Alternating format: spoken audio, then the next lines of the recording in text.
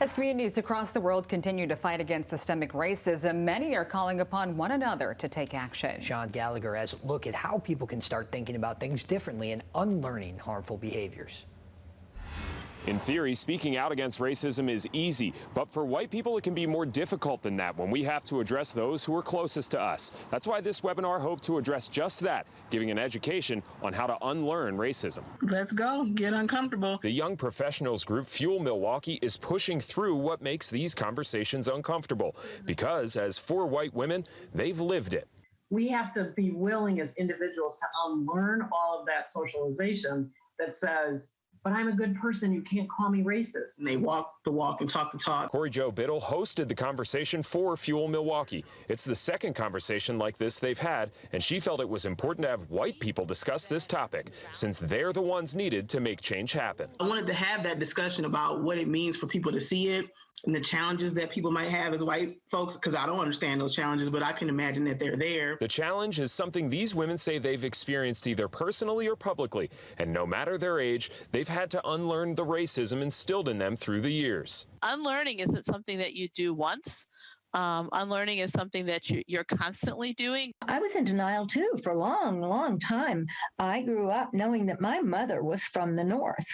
Therefore, I wasn't as prejudiced. Jerry Ann Hazlett understood later in life the prejudices she had and decided to make a change. If you have to say I'm not a racist, you probably are. But something you can say is I am anti-racist. It was the same for Megan McGee. She had the realization in college, but it took her a little while to understand what that really felt like. It's one of those things that intellectually I understand, but emotionally, it's so different from my experience. Now she helps run Ex Fabula, where they focus on telling real Milwaukee stories with a focus on amplifying underrepresented voices. It's a big step she takes towards providing equity, but she urges others to unlearn racism. There are a million ways to take action. Just find one and don't worry about doing it wrong, because you will. I will, and I apologize, and then I try to do better. And that's okay. It's not about me and my feelings. It's a message all of the women involved are sending. The fear of getting it wrong shouldn't stop you from doing something. And we witness all kinds of crap happening in our families and we don't interrupt.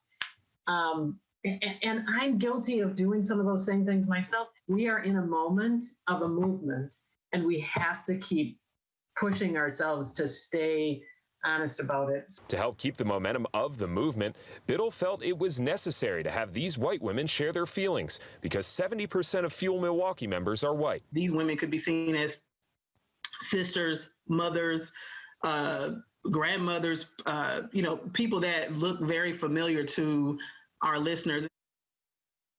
And Biddle recommends checking in with local diversity and equity organizations to help you start the conversation. You can also head to our website to find resources in West Michigan. She also recommends watching Jane Elliott's exercise on racism and reading The Myth of Race by Robert Wald Sussman. All good advice, places to start, because a lot of people want to make a change, just don't know where to start with it. So There you go. Yeah. All right.